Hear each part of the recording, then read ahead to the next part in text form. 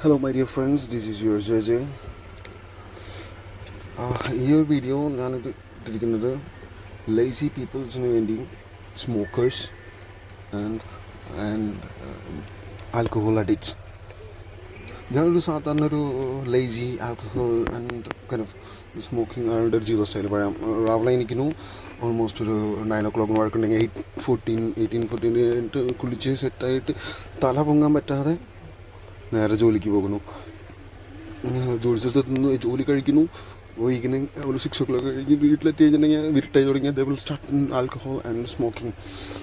അതിൻ്റെ result night ലേറ്റായിട്ട് ഉറങ്ങി രാവിലെ എഴുന്നേൽക്കുമ്പോൾ നല്ല തലവേദന ഉണ്ടാവും.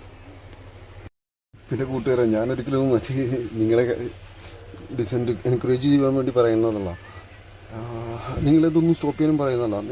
നിങ്ങൾ weekly 1, 2, 3, 4 days minimum 4 days minimum ഒന്ന് വർക്കൗട്ട് സ്റ്റാർട്ട് ചെയ്യും. നിങ്ങളൊന്നും കുറയ്ക്കണ്ട. അതെല്ലാം സെയിം നമ്മുടെ വെയിൻസിലും ആർട്ടറിയിലുള്ള അക്യുമുലേറ്റ് ചെയ്തിട്ടുള്ള ബാഡ് കൊളസ്ട്രോൾ എല്ലാം ഉരുകി പോകണം. Let's have A challenge and make it A healthy life.